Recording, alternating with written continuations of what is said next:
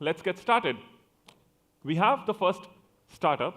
It's basically a fintech with a purpose, basically giving access to financial services for millions. Appreciate, over to you.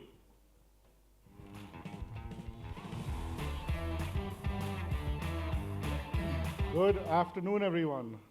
Everybody's looking a little sleepy, so let's get on with it. So, good afternoon, guys. My name is Shlok Srivastav. I am the co-founder and COO of Appreciate. Appreciate is a fintech company. You don't see this? Sorry. Right. So we found Appreciate back in 2019 with the vision of democratizing how people invest across borders. And when I say across borders, I mean India to overseas and overseas to India. Fundamentally, these transaction journeys have always been broken. However, what we see is that the demand has been surging for people wanting to diversify their portfolios and invest in foreign markets. Now, at Appreciate, what we believe is just providing access is not enough.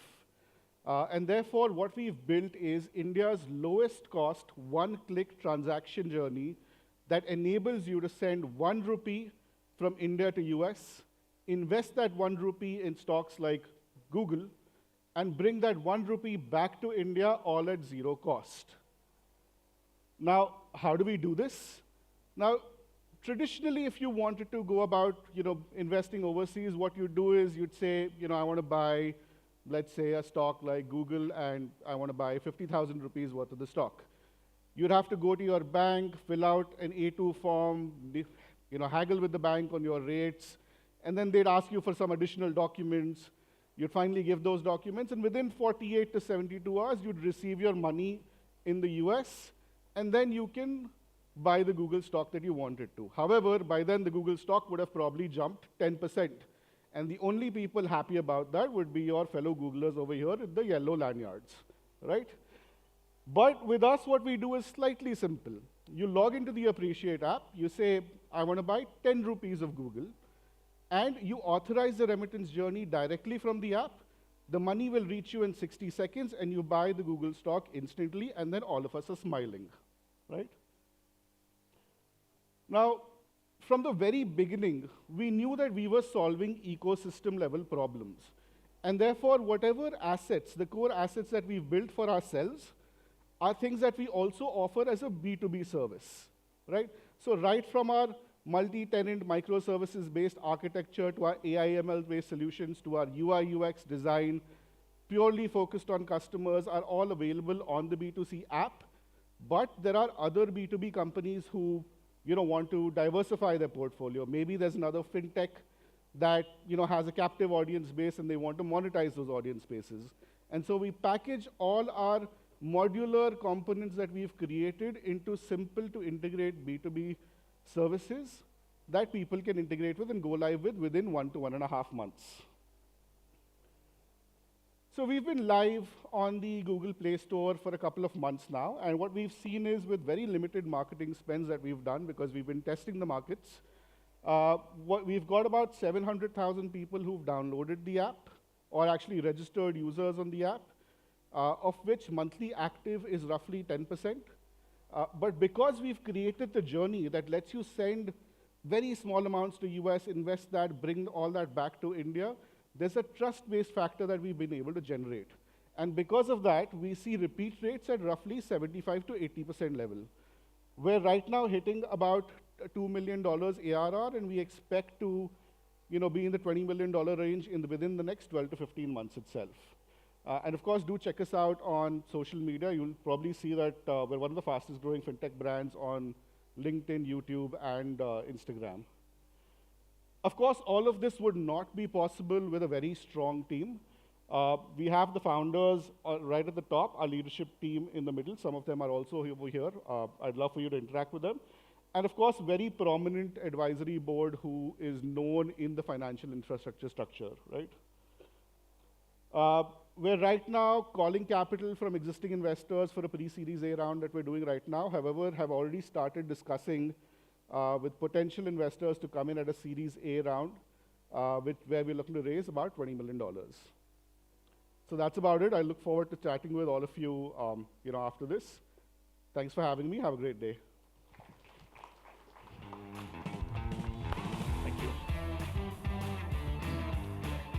Thank you, appreciate. Next up, we have BeBetta from the gaming industry, and they are here to redefine how do we play and get rewarded.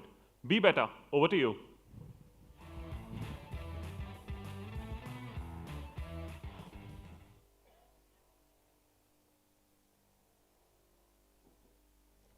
Today, I would like to share a very interesting story with you guys.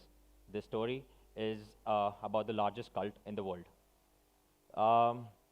If we go by sheer numbers, there's about 3.5 billion members in this cult, and it's like one of the largest, as I mentioned earlier.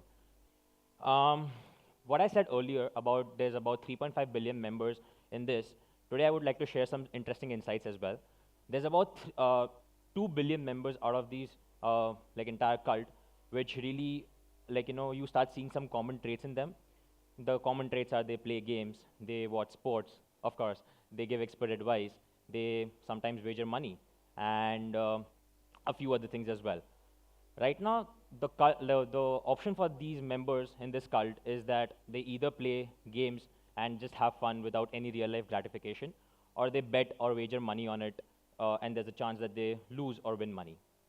So the idea was very simple, that what do we give these users, which can really add that level of real life gratification? And the answer for us is BeBetta, the largest gamification engine that we are trying to build for these cult members, where they can play games, they can engage with their favorite sports, and they can also win real life rewards without having to necessarily play. For us, the way that we also have thought about our business models is we just don't want to create a community where there's not enough sustainability. Now, because of some time restrictions, I wouldn't be able to discuss in depth about these models, but pretty much like, as mentioned here, that we have advertisement as a revenue model along with brand partnerships that we build out for these rewards, and the in-app purchases that we do via microtransactions. I'll be happy to discuss this more off stage for people who are trying to understand a bit more in detail about this.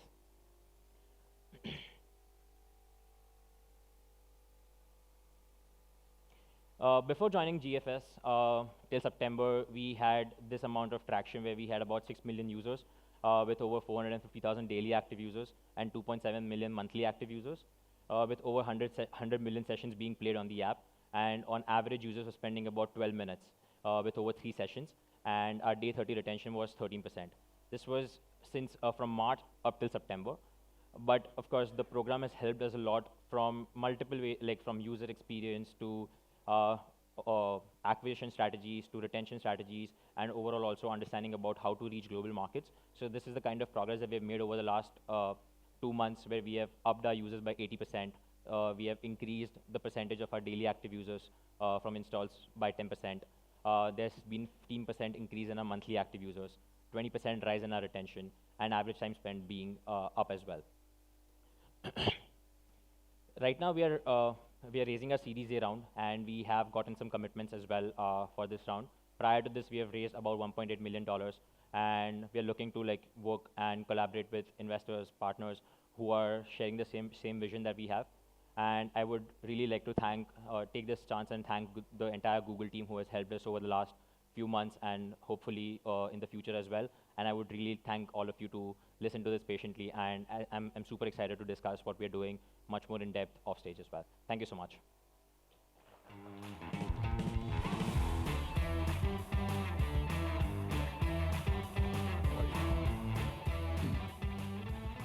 Okay. Thank you for that electrifying pitch, and also sharing how Google for Startup Accelerator has been helpful in your journey. Thanks again, BeBetta. So next we have BharatNXT. Let's hear from them how they are empowering small businesses across India and building the future of Indian economy. BharatNXT, take it away. You guys hear me? Hi, this is Akshat Birla here, founder and CEO of BharatNXT. Pleasure to be speaking to all of you, and good afternoon. Basically, me and Aljo came together in 2019 to solve one of the largest problems that is facing the MSMEs, which is working capital. And essentially, the route we took as Finovate Capital back then was the large corporate route, reaching out to their small businesses and the supply chains in terms of the MSME. The issue was that the large corporates were well catered to already, and they, while we were solving the right problem, we weren't reaching the right people. So in 2022, we pivoted to basically BharatNXT. From BharatNXT perspective, we were wanting to solve the operational cash flow challenges which plague most businesses. You pay for your goods and services before you can receive your money from the end customers. And that's one of the quintessential problems that exists with most businesses. I'll play a small video for you to sort of see it in action. मेरा नाम भाविन है। मैं basically Gujarat से हूँ, but काफ़ी सालों से मुंबई में ही हम बिज़नेस में सेटल हुए हैं। मेरा फर्म मोस्टली होलसेल और B2B में ही बिज़नेस करता है। 5-6 साल से हमने हमारी खुद की ब्रांड मैन्युफैक्चरिंग की प्रोडक्ट भी शुरुआत की है। 5-6 महीने पहले की बात है, मुझे सीजनल वेयर के स्टॉक्स के लिए अरेंजमेंट करना था मनी का, और साथ साथ में मेरा जो एज़ यूजुअल काम चलता है होलसेल ट्रेडिंग का, वो सब तो मुझे बरकरार रखना ही था। तो मुझे एक साथ कम से कम 4-5 लाख जितने रुपए की ज़रूरत थी। तो मैंने वेंडर को पेमेंट करने के लिए BharatNXT को सिलेक्ट कर दिया। सो इन शॉर्ट, ऐसे स्मॉल बिजनेस में बिल पेमेंट करना, वेंडर को पेमेंट करना, या फिर मेरा रेंट पे करना, ये सब छोटा छोटा काम सब एक ही एप्लीकेशन से मेरा हो जाता है। So as you can see, Bhavin is one of our typical TGs. But it's not just Bhavin. All businesses suffer from working capital, just that the larger businesses are much better equipped at dealing with this than the smaller businesses. And the small business, or the micro business that we cater to, forms 85% of the 6.4 MSMEs in the country right now. To make matters worse, only about a third of them accept digital payments. And of those 1/3, a very small portion of that accept basically credit tools from a payment perspective. So you may ask, how big is the problem? Problem is massive, as you can see, right? This is why this is one of the key agendas of the governments and the regulators in terms of bringing financial inclusion. As a step one to solving the financial inclusion, we have basically sort of focused on enabling the existing credit tools that the MSMEs have or the micro businesses have in their pockets to make all their payments, including vendor payments, tax payments, utility payments, and more, right? Allowing them to manage their credit from a single interface, allowing them to manage their upcoming payments, giving them access to more customized credit tools to cater to this need. And our vision is to do this for the entire, or at least most of the MSMEs and the micro businesses in India, being able to give them the right on-demand financing options, be it basically credit cards, credit lines, or micro business loans. We've been fortunate to already serve about 17 lakh customers, right? And we've already processed about 9,000 crores in payments through the platform. And we're only getting started, and very exciting for us. We have a great team and a passionate team that is enabling the magic behind what we have enabled for the MSMEs. We have a large tech and product team as well in there, which is building this thing out. And the Google program has been fantastic for us, right? I mean, just wanted to sort of touch upon one of the things. It's given us a way to sort of think about all of these problems from an AI-first perspective. A simple problem statement that was put together, was given to the team, was essentially MSMEs want to see their credit score, right? Now, it's not just enabling a credit score for the MSME, it's basically enabling the entire rationale for them seeing a score, which is, how do I improve my credit history? What does it actually mean, my score? How can I sort of get better credit options by having a good credit health? And this is where AI came into the picture, and we built out the entire credit coach for these guys. This happened in literally, the last month or so. And thank you to the Google team, and thank you, everybody. Look forward to speaking to you post this.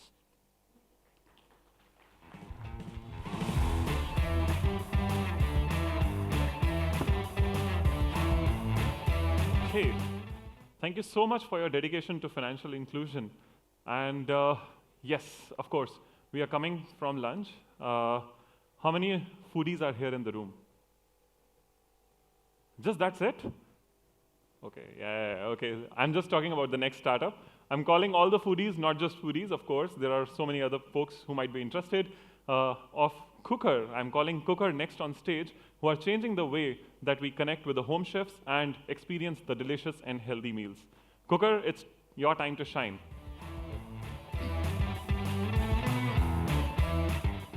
Thank you. Can you hear me? Yeah. Good afternoon, everyone. My name is Prabha. I'm the co-founder and CEO of Cookr.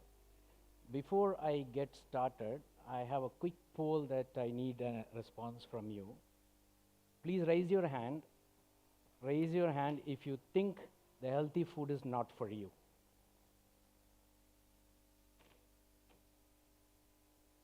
Thank you. I think I made my pitch. I saw one hand go up. We need your mother's number, so you'll get a call from her. Thank you.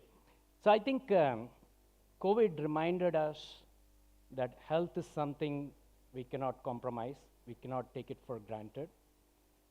We see that from our own customers as well. Especially in urban households, we see 60% of the urban households searching for healthy food. If not for them, it's for their kids as well.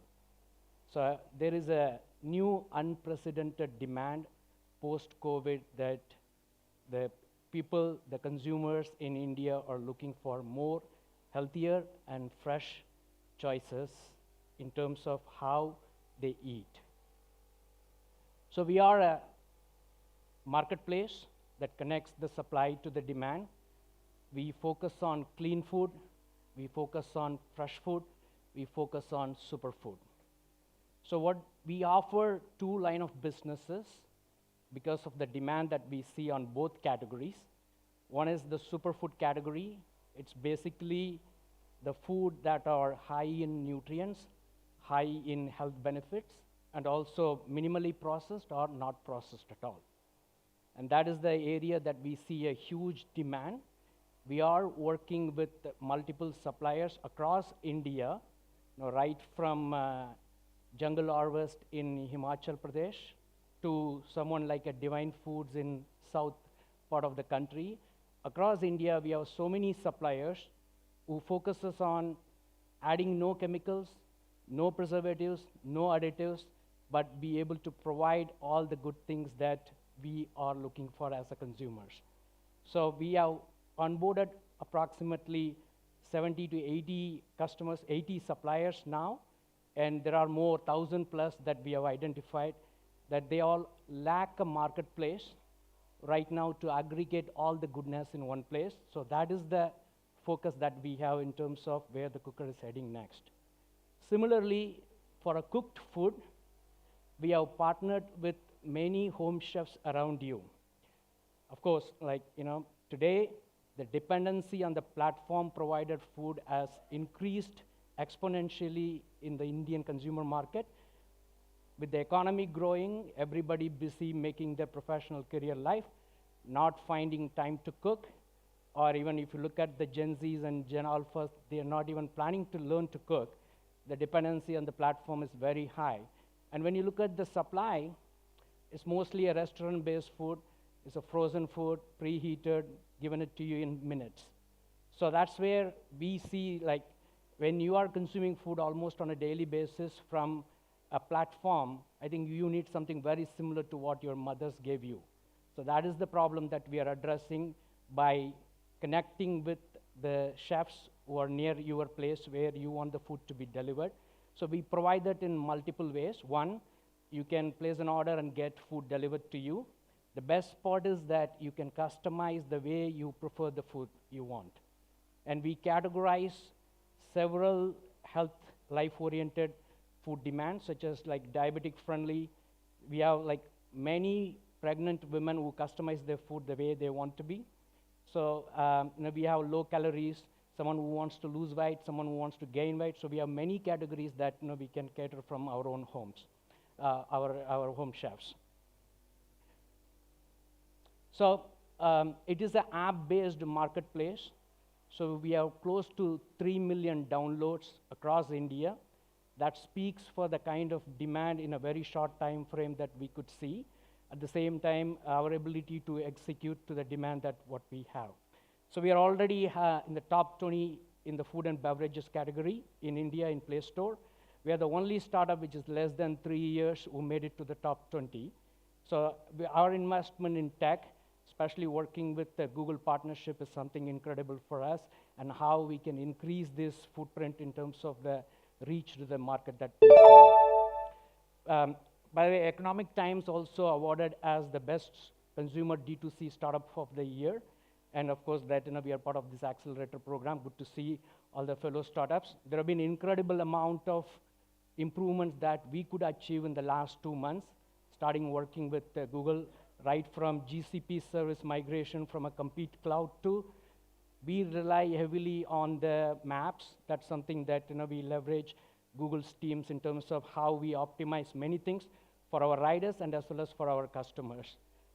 Then we are most secured, one of the most secured app in the Google Play, thanks to Google again for all the help that we provided. We are getting into AI.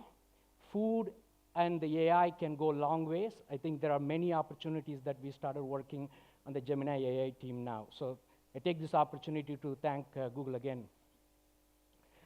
We have a very strong top line and bottom line numbers. We have delivered more than close to 7 lakhs orders from our own home chefs. And we do approximately 1.25 crores a month in GMV. With the strong proven market fit, we are looking to expand and scale in the upcoming years. So we have a 3-year projections looking very strong. The track record has been fantastic so far. And not only the scale, we also focus on profitability. We are the first food tech company that achieved CM1 profitability in the first 2 years of the operation. I think that's something that we are very proud of in terms of how efficiently we manage the expenses in an operation-heavy program like product like this. And with that confidence that we are looking to go into central India and then potentially come to north. In fact, one data point is that we have highest number of downloads from Delhi NCR area. So that's something like speaks for the kind of opportunity that what we have. So this is our mission. This is the story that we've been so far, and really looking forward to seeing some of you already again. And we are currently in the pre-Series A round that we are raising, and more than happy to connect with any of you. So remember one thing: food can be your medicine, but not other way. Thank you.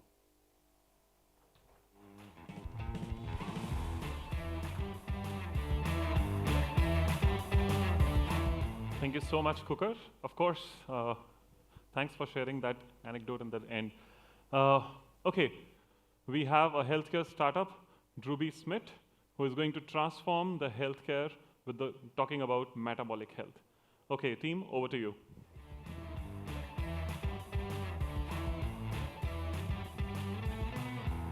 Hi, good afternoon, everyone. Can you hear me? Okay. My name is Sujit Chakrabarti. I'm the founder and CEO of DroobiSmit, which runs the SmithFit platform, and Raj here is our business head. So as the last, we will try and ensure we do it on time. So we've already heard 2 companies talk about diabetes and metabolic health, so I'm sure the context is known. But let's share with you how we look at the problem and how we are trying to solve this, right? So we are also an AI-powered diabetes solution, but we are a full-stack solution, which covers everything that is required by patients to manage, improve, and also reverse this condition.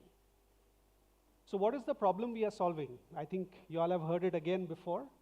What we specialize in is we take people who are living with uncontrolled levels of diabetes in particular, right? People with a metric called HbA1c, for those who are familiar, of more than 9 and 10, and bring them down to controlled and even below into what is called a pre-diabetes level, right? And as you do that, also see how the medications can be reduced or modified, right? Now, this is what we have done for tens of thousands of patients across 6 countries today, India and 5 countries in the Middle East. By the way, I happen to be one of them, from a point where I got diagnosed with diabetes and actually had to be hospitalized several years back, to a point where I'm standing right now with controlled diabetes, no medications. Right? How do we do this? Now, this is such a big space that there will be different solutions. I think you've heard two solutions, the AI-led model from TAP as well as from Fitterfly. There is no one answer. There are multiple models. What we've learned is actually it's about bringing things together. There is no one solution. It's not just the AI. It's also how the empathy is provided to the patients through our coaches, which include psychologists, nutritionists, diabetes educators. It's about the AI. We use the AI for a completely different thing than what you heard before. It's about the support group. So you have to bring it all together. And the most important stakeholder in this actually is the doctor. So we actually work with the doctors in delivering this solution. We have just been selected as top 10 global player in the chronic space. Earlier this week, I was there at the Health Tech Challengers Conference. Now, the core for us going forward is using AI. We already have several elements of the stack. So what we are building, and we already have version 1, is a digital diabetes replica, where every person's replica can be created to be able to predict glucose values into the future. Now, for most people who are in this space, they will know the value of that, right? So you can predict adverse events, like people with diabetes can have a sudden crash in their glucose levels, which could be quite fatal, right? So with this capability, we will unlock use cases like precision medication in pharma, risk analytics for insurance, and also adverse event prediction, including complications like kidney as well as eye issues for patients with diabetes. There are only 3 or 4 players who have this capability globally, and we are one of them. The other part of all of this is clinical impact at scale, right? So you need to demonstrate the impact, and we have done so. We have 2 of the largest global studies where we have taken large patient pools and shown them the impact on diabetes measured by this marker called A1C. I think one of the earlier speaker talked about it, I think Sailesh did, which is 0.5 percentage point reduction in HbA1c is significant. So we typically track 1 to 1.5%, which is 3 times what is considered strong. And in cases of people with uncontrolled diabetes, it's as high as 2 to 2.5%. These are the studies. I won't belabor it at this. In terms of our business model, it's B2B2C. We work via clinics, via hospitals, via insurance companies to go to the end user. This year, we have already covered more than 7,000 users in the first 9 months. We are now ready for scale up across each of the client segments. We can see close to 1.5 million patients that we can service over the next 3 to 4 years. We are also scaling fast. We have scaled by about 2.5 to 3x every year. And we are looking to continue that growth. And finally, the Google effort was hugely valuable to us. I think our team spent a lot of time with the experts, primarily around the product evolution and also about the brand strategy. As a player who focuses and obsesses about the experience for our users, this was very important. Raj, you want to talk anything about this? Yeah, the problem statement we went into the bootcamp with was primarily on how to increase user retention and having a cohesive brand strategy. And we really dug deep into how we do customer interviews. We developed our personas and came up with specific needs mapping around those personas. And I'm happy to report that the early prototypes that we've had, that we've developed around the UI UX learnings that we've got from these interviews, is that we're having a 90% uptick in users coming in and doing health monitoring, chatting with experts, so on and so forth. So the engagement has significantly gone up in the early prototype already. And on the brand strategy front, where Google mentors have really helped us in the follow-ups that we've done with them. And collectively, I would say we've started seeing a consistent stream of leads inquiring about us and checking up on us. So it's quite encouraging, the support that we've received from Google. Thank you so much. Thank you, everyone.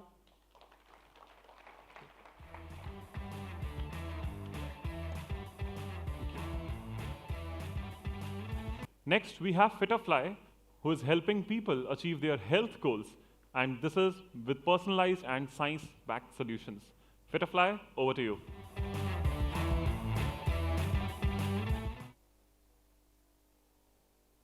Good afternoon. My name is Shailesh Gupta, and I'm the co-founder of Fitterfly, which is a company into metabolic health. So when we talk about metabolic health, we are talking about diabetes, heart health, and obesity, right? And if you just talk about diabetes, today in India, there are about 230 million people who have, either have diabetes or are going to develop diabetes in the next couple of years, right? So it's a massive problem, not just in India, but across the globe, right? And, if you look at the insurance players today, they have a massive issue, right? The insurance penetration in India is less than 1%. And that's primarily because of two reasons. One is obviously reach.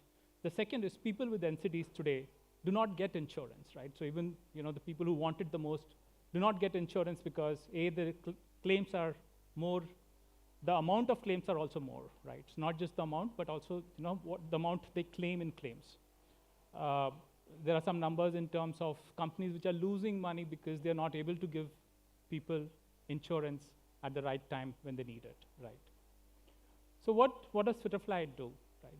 Today, if you have diabetes, all you can do is go to the doctor, he'll give you a pill, the strength of the pill keeps on increasing, and ultimately in 15, 20 years, it damages every organ of your body, right? In Fitterfly, we run digital programs, so these are 3 to 12 months programs. And using these programs, we've been able to help people manage their disease conditions better. And I'll talk about the solution slightly later. But people in our program have been able to reduce their HbA1c by 1.5%. Even a true drug therapy reduces HbA1c only by 0.5%. So the kind of results that we are seeing this is just phenomenal. A 1.5% decrease is fantastic, right? While we work directly with consumers, but we work a lot with insurance companies, helping them get people or help people manage their conditions better so they can cover more patients and even reduce the claims of their current insured population, right? Policyholders, of course, get good health. They age more gracefully. They add about 4 years to their life by undergoing our program, right? So if you look at this graph, the red graph is in the HbA1c of the population that joins us initially.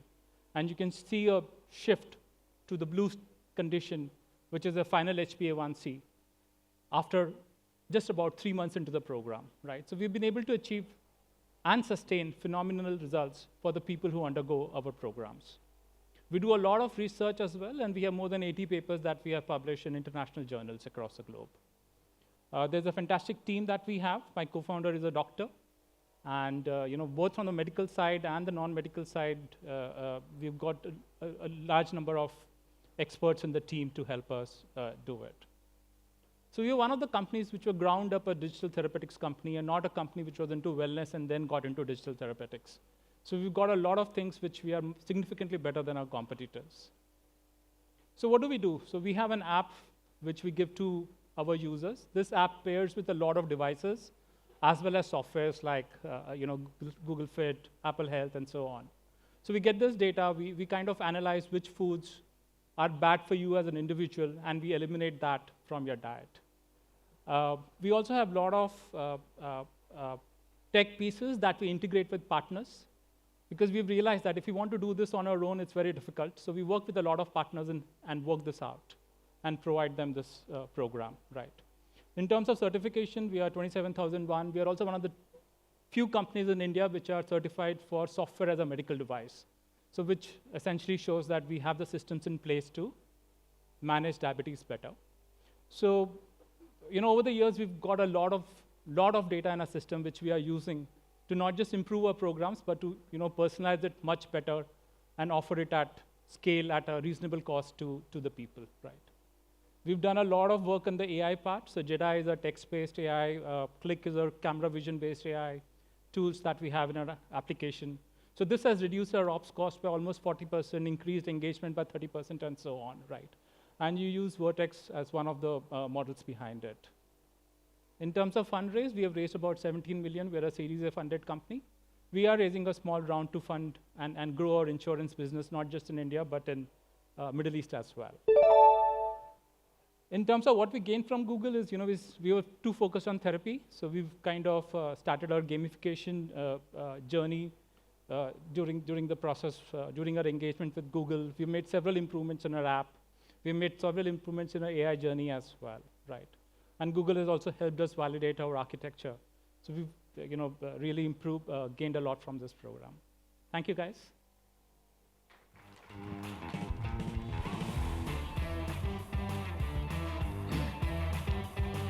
Thank you, Fitterfly. Up next, we have HomeGround. I think they're calling all the cricket enthusiasts. How many of you are cricket enthusiasts here? Okay, great. So let's hear from them how they are shaping the future of the sports technology. Yes, over to you. Thank you. Thanks, Anuj. Hi, I'm Santosh. We are building HomeGround, which is a sports tech platform that helps cricketers get better at what they're doing. We help them get insights and recommendations on their training and match videos. So what you see is a typical cricket training setting. The coach-to-player ratio is high. There are multiple players that do not know what they're doing. They don't have personalized attention. And the existing solutions are expensive. So what we built is an easy-to-use mobile-based platform that helps a cricketer or a coach upload their training and match videos and get insights on top of them. So what we have done for the player is a mobile app that lets you capture, like I mentioned, or also upload a training video. And we help a coach understand what's happening inside.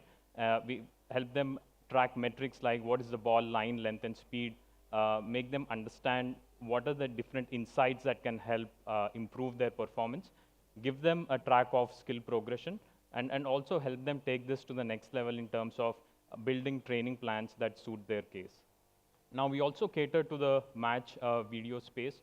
So we partner with broadcasters where we consume videos from their feed and provide metrics. We design or generate AI-powered highlights, and this is for both the team and also the player. So a player has a personalized feed of what they have played, how they have played, and then analytics on top of it to make better decisions going forward.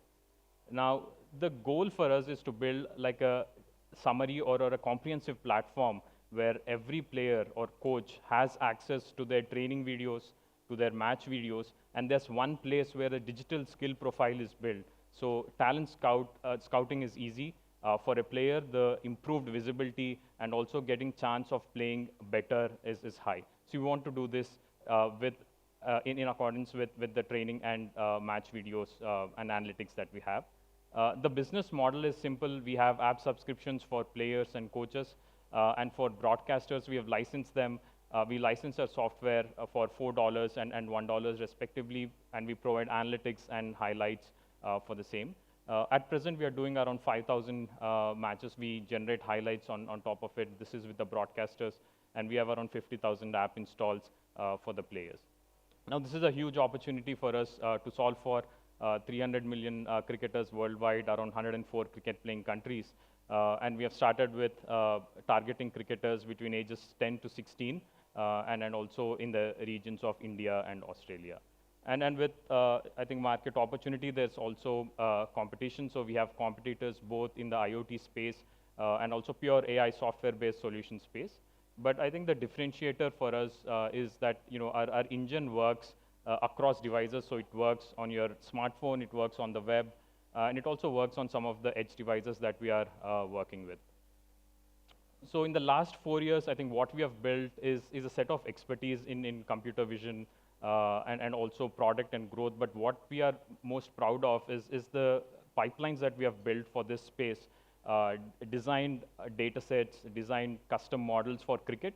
But what we are leveraging now is trying to use this knowledge and spending it on other sports, other use cases as well. So we are trying to get into other sports, starting off with the foundations of cricket. We are looking to raise around $300,000. Again, this is for our expansion, probably to refine our models to get into other sports and also build our team which caters to expansion into the other regions where cricket is very high on activity, like USA, UK, Australia, and New Zealand. And we have been very fortunate to be part of Google for Startups, very helpful in terms of optimizing our architecture, our entire infrastructure pipeline. The UI UX reviews that we received were very helpful in terms of understanding what to do and the direction that we need to take, probably if we are scaling in other regions apart from India as well. And the interactions, both internal in terms of the cohort and also speaking to mentors, and also the number of interactions that we had overall in the last 3 months, they have really helped us shape or think on what direction we need to be taking in. So this is our vision. We want to help every cricketer understand the game better and then give them an opportunity to play their best. And if you know anyone who's playing cricket or training for cricket, please direct them to this. And I'm here, I'm Santosh Uppala, I'm one of the co-founders here at HomeGround, and would love to have a chat about this or demo our product. Thank you.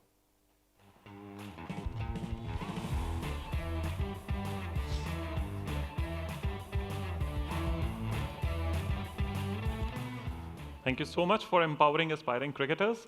Up next, we have Kazam, who is bringing transformation in the EV charging with their platform. Kazam, electrify us.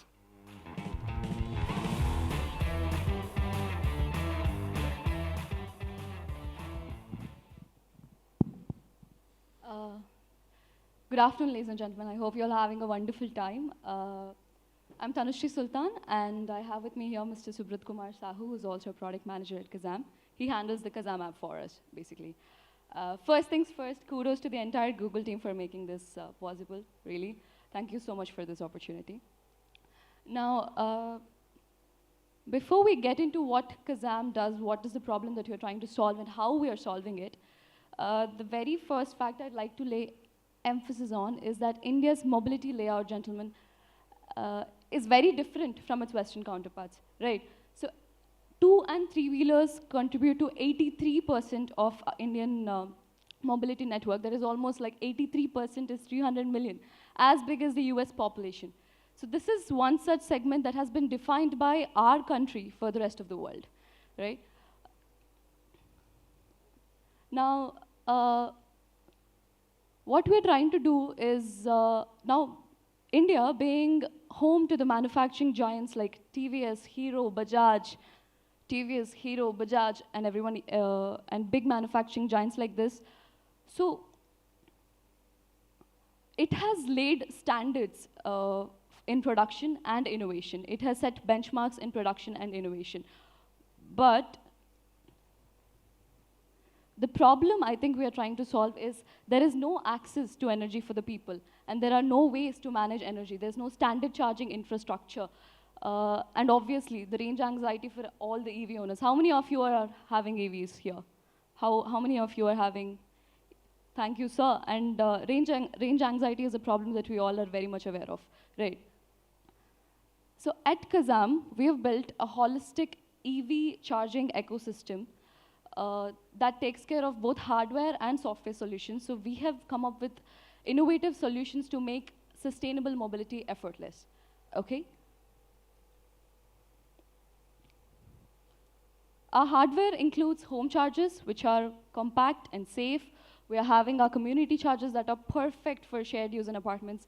And also, we are having our public chargers that can easily scale urban and highway networks. On our software side, we are having our, for fleet operators, for charge point operators, we are having our charging management system, CMS, which to streamline operations such as revenue management, user management, managing charges, sessions, etc., and many more things.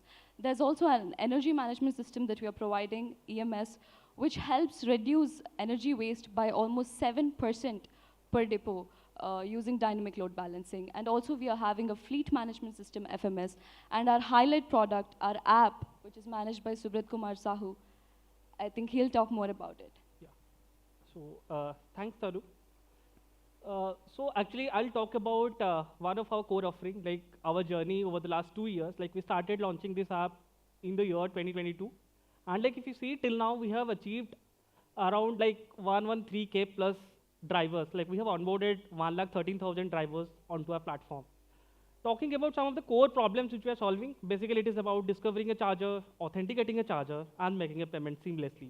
Apart from that, there are some other features which we also have on our platform, like smart trip planning, optimization of route, then some sort of statistics and all.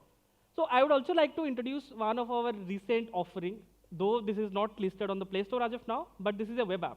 So that is Kazam DO. Okay, so this is basically UEI enabled. So when I say UEI, that is Unified Energy Interface. So we want to revolutionize the EV sector like the UPI has done in the payment space. Correct. So basically, I can give you one use case in the EV specifically. Suppose Tanu is having 100 number of chargers, but the issue currently is, what is the utilization? It is less than 10%. So we are helping CPOs like Tanu to improve the user utilization or the charger utilization. So this is just a single use case. Suppose in the future we are coming up with some renewable energy, suppose there is high adoption of solar energy, then we can also go to energy trading, correct? The vehicle to grid integration and all those things. Talking about some of the partners which we are currently working with. So these are some of the partners, they are the market leader in their domains, correct? They are actually taking our hardware, also they are using our software so as to improve the EV adoption in our country. So if you talk about the impact, so our impact deliver outcomes. So if you see, this year itself, our application has, like we have enabled 2.4 million plus charging sessions this year alone. Okay, so we have onboarded more than 40,000 plus chargers onto our platform. We have powered 150 million green kilometers this year. Talking about Google Health, so Google has actually played a tremendous role in our last 3-month journey, or I would say last 1 year journey. The first thing is the Google Map integration. That has helped us improving our visibility. Second thing is about UI UX audit report. That actually helped us refining our app in terms of user experience, like how we can better it. And in the near future, we are also working on some sort of AI ML use cases in the mobility sector, and we definitely like to help, like take help from Google. So this is my founding team, and basically they are the engineers, and we have actually grown to a team of more than 200 as of now. And we are a Series A startup, recently funded by Vertex Venture and many more. Talking about some of our revenue figures, we have grown to 3x, like if you compare to last 1 year. So we are targeting a revenue of more than 40 crore this year. And we are one of the market leaders when it comes to two-wheeler and three-wheeler charging in India. We control more than 65% of two-wheeler and three-wheeler charging in India as of now. Okay, so yeah, thank you. Thanks a lot, everyone, for listening to me.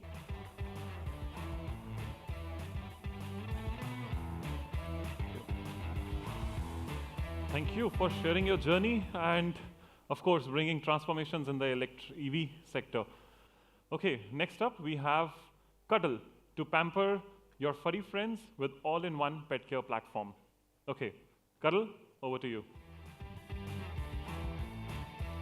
Hello everyone, I am Nikhil. I'm the co-founder of Kuddle, a revolutionary pet care platform that's reimagining the way you care for your furry friends. As a proud pet parent myself, I understand the challenges of balancing a busy life while ensuring the best possible care for your pets.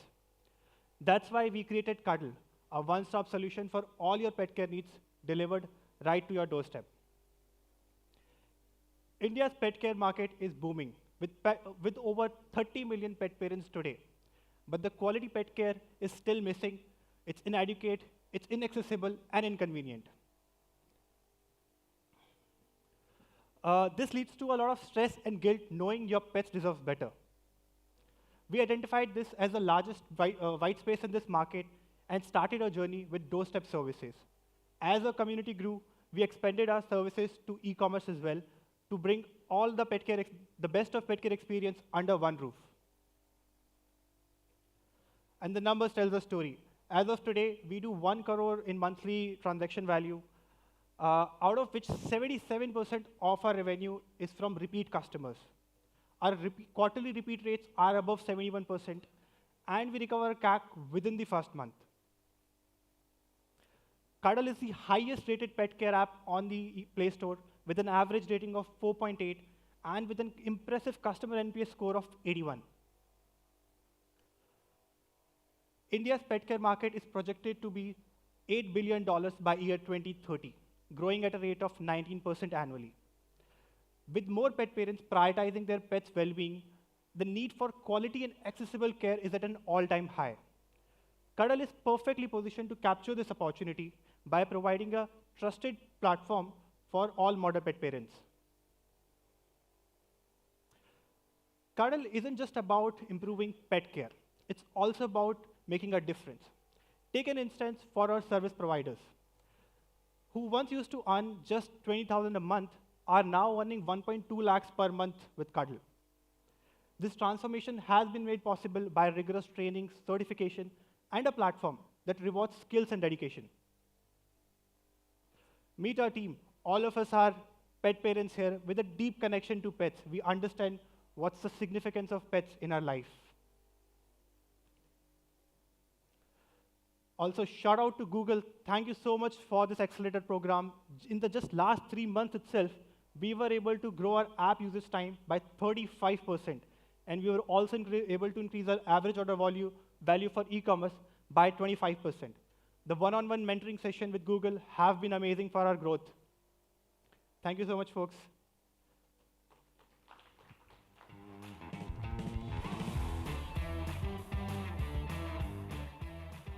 Thank you, Team Kuddle, for spreading that love. Okay, up next, we have Kidzovo. We had a question in the room, how we can reimagine the screen time. And of course, we have a startup who is doing just that. So let's hear from Kidzovo and how they are making learning an adventure. Kidzovo, over to you.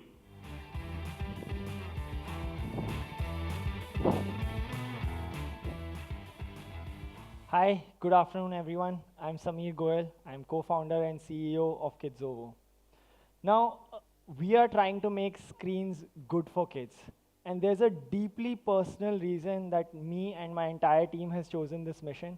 But before I talk about Kidzovo, let me tell why each and every one of you should care about this problem. Globally, there are 500 million kids with internet access. And by the time they're just 3 years of age, they're spending 2.5 hours every day on screens. And it just keeps growing on from there. Before I talk about Kidzovo, let me address the elephant in the room. Can screens be even good for kids? To answer that, let me take you back 200 years ago. There's a passage up on screen, I'm not going to read this out, where a new media format threatened the world. We thought that we should ban this media format for our kids. I'm talking about nothing else but books. 200 years later, we now not only universally accept books, but we actually love books for our kids. So this tells us that we should not be judging by initial reactions to a new media format. So what can we rely on? We can rely on science. And there's a lot of research based on which pediatric societies around the world have built their screen time recommendation. And it distills down to this, that when we choose screen time for our kids, we should choose media that's interactive, non-violent, educational, and pro-social. Now, non-violence and educational is possible to do with curation of content. But interactivity and pro-social is hard, which is why they recommend that parents or guardians, they should co-view and co-play with their kids. This is becoming increasingly hard with modern parenthood. And what we try to do at Kidzovo to solve this problem is that we create an AI buddy that co-views content with kids, engages them. So we license video content that exists in abundance for kids, and we turn it into interactive learning games. Let me show you in a 1-minute video of how that looks like. I'm Ovo the Owl, your child's friend on the Kidzovo app. In a minute, I'll show you how we turn their favorite videos into interactive learning games. I'm sure you've heard of Baby Shark. Let's watch it together on Kidzovo. Tap on the baby shark. You found the baby shark. Identifying and tapping helps your child in their cognitive development as well as building their fine motor skills. Daddy Shark. What marine animal is the baby, mommy, and daddy in the video? Tap on the red button to record your answer. Shark.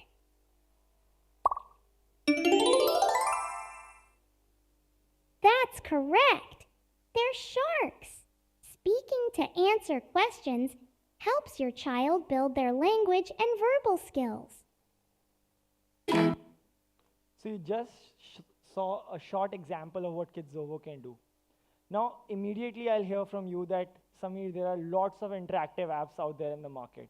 Why do you think you're different? To answer that, let me draw out one key difference.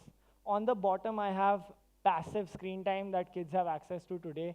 On the top, I have active screen time. But I've added one more dimension, which is content studios versus platforms. Most kids companies have been pitching and marketing to parents. But at Kidzovo, we try to deeply understand how kids are motivated to consume screen time. And we have a deep thesis that only a platform for interactive screen time can get kids to stick to active screen time and never go back to passive screen time. And that's where we fit in. We're a platform for active screen time. Now, we are a small, only a 5-member team, but between us, we have a wealth of experience building internet-scale tech products and platforms. And with Garima, we have over a decade of experience working with young kids. Now, Kunal, for those of you who heard Kunal stole a little bit of my thunder, we got a 76% improvement in our install to purchase rates after experiments we've performed from learnings from Google for Startups Bootcamp. I'll quickly talk about what we've changed on our onboarding. Initially, we just presented you with a login screen, but now we give you samples of our key features where you can hear your child's voices and responses. You can see videos of their coloring, and this has helped users and parents understand how Kidzovo is different from the market, and that's led to this improvement. We are now working on a new experience for onboarding, which will go live today. We're raising a $2 million seed round, and would love to speak to investors in the crowd. And if any of you have kids between 2 to 8 years of age at home or in the family, please download our app. Feel free to reach out to me over email or LinkedIn, and I'll be happy to hear your feedback, and look forward to speaking with you out there. Have a good day. Thank you.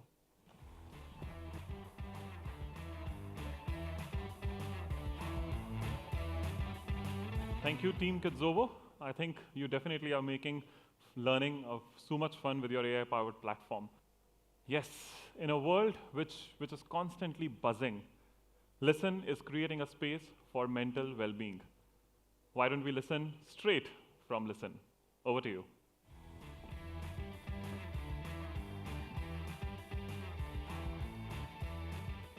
Good afternoon, folks. My name is Tarun, and I'm the co-founder for LISSUN. India has more than 300 million people who suffer from mental health issues, but 80% of them are unaware. Throughout their lifetime, they will never even know that what they suffered from was a mental health challenge, and so they don't seek treatment. If we want to address this market, we have to think about a way to get to these new users. So what LISSUN is doing is reimagining this market from a non-traditional health point. The traditional market, mental health market in India is around 500 million. But what we are doing is we have two separate businesses. One is for adults, where we partner with different kinds of players like healthcare institutions, education companies, corporates, etc., who kind of help us take this solution out to users who are in need and at the point of care. So we work with IVF centers, we work with coaching institutions like PhysicsWala, etc., to provide mental health support to their students or to their clients when they are in need. We also have a large segment which focuses on children, both on the neurodevelopment side as well as on the behavior side. So if you look at this market and the way we are approaching this market, the mental health market in India becomes around a $5 billion market. So what do? We work with enterprises like corporates, healthcare institutions, coaching institutions, and many more to provide support to anyone who needs this at their site of care, which could be the doctor's clinic, which could be a coaching institution, which could be rehab clinics or schools.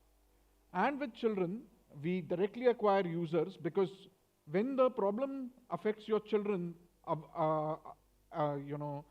you are aware. You do not have that problem of solving for awareness. So here These users are directly acquired through performance marketing. We also have B2B tie-ups with children's hospitals, etc. And a unified sales team sells to these people. And then the treatment in the case of adults is provided at the site of care of our partners. In the case of children, over the last 1 year, this treatment is not just being delivered digitally, but we also now have more than 10 physical centers where children who suffer from issues like autism, ADHD, etc., can access the full stack of treatments, including developmental pediatrician, psychologist, speech therapy, occupational therapy, and so on. Over the last 1 year, what we've also done is build the tech behind it. This, especially in the children's category, is a true AI use case. So imagine a parent of a child who suffers from autism. Let's take this use case. In general, they have to go to a therapy center at least thrice a week and spend 2 to 3 hours there. So 9 hours plus commute time with a cranky child. The access to these kind of therapists beyond tier 1 is completely broken. We've had instances where parents have come to us from places like Dehradun, Nepal, etc., stayed at a hotel next to our center for months on end and then gone back home. But that is not solving the problem. So what we are doing is how we can use AI to eliminate this problem. What we want to do is empower these parents to manage therapy at home, provide this care beyond tier 1 and metros. So let me walk you through what we are looking to do. So the first step in the treatment is to do an assessment to understand the current level of functioning of the child. Then we build the care plan. This is where AI comes in. We've observed thousands and thousands of these cases. We've looked at how therapy works in different kinds of children. And based on what our system knows, they will assign a care plan to this user. And then the execution happens at home, where we provide them videos and real-time direction through our AI engine so that parents can do a bulk of this therapy at home with their children. As this system gets ready, it will actually make a large impact in the lives of a lot of parents who are today unable to kind of provide this therapy at home. What we've done is we've just closed our pre-series A round, and we're not looking to raise right now. However, any of you who want to have a discussion on the space or about what LISSUN wants to do, would be love to meet you outside. So thank you.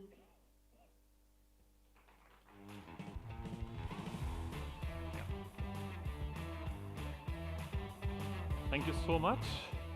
Up next, we have Namma Yatri, who is reshaping urban mobility with their driver-first platform. Namma Yatri, let's ride it together. Over to you. Hello, good afternoon, everyone. I'm Arjun, and I have with me Apurv. We are from the Namma Yatri team, Bangalore. So Namma Yatri is a ride-hailing platform where you can avail cabs, autos, taxis, buses, bikes, etc., depending on where you're from. We were incubated inside a company called JustPay. Some of you might have heard of it. It's a B2B payment orchestrator. And we hired off late somewhere earlier this year to become a separate company. And we're doing around like 200,000 rides per day at this point. Predominantly in Bangalore, Calcutta, and some of the tier 2 cities in Karnataka and West Bengal as well.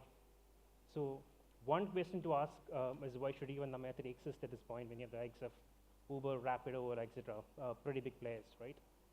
And one answer is that as this industry grew and matured over the last few years, one side of the community did feel shorted, and that is the drivers. They were working 10 to 14 hours a day, and they were charged really high application tax, you could say, almost to the tune of 30 to 40%, and they had pretty much very little to take back home after the end of the day.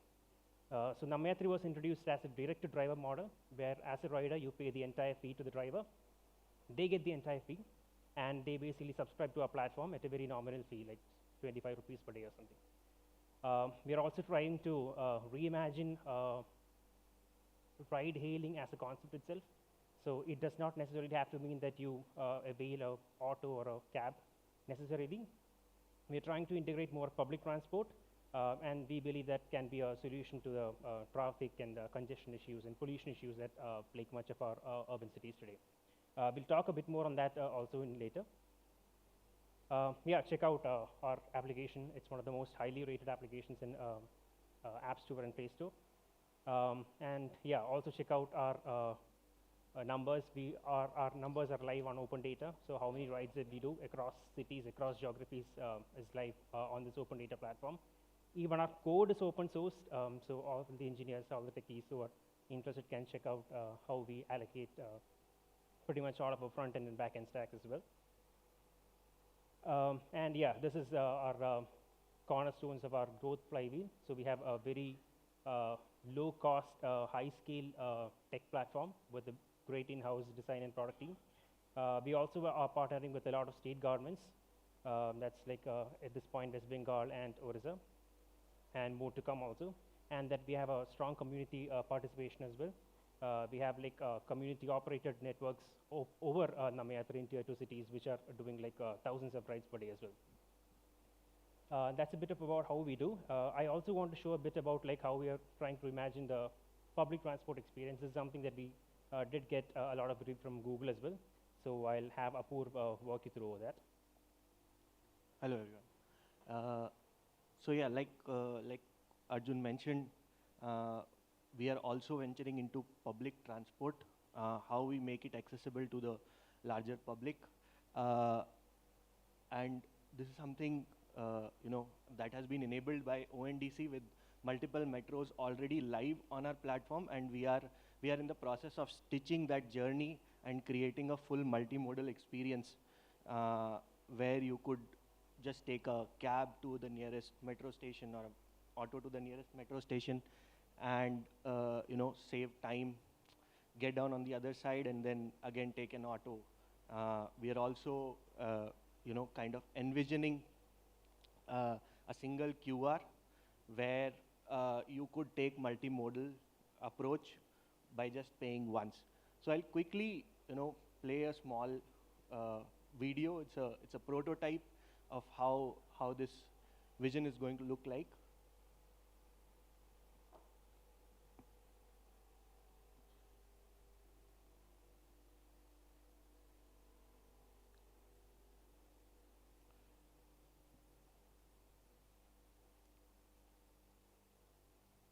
Going from point A to point B, you could see multiple options as to what you can take, choosing the quickest, the cheapest, which would cover the entire market and cater to different users.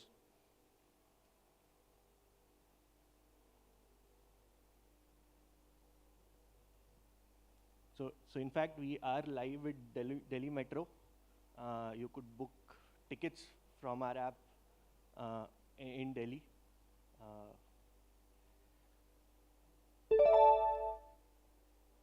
Yeah, I think just to show you some bit from the future, this is what we are looking forward to, creating a single QR where you could take multimodal approach and ride across different transport modes. Yeah, thank you. Thank you. Thank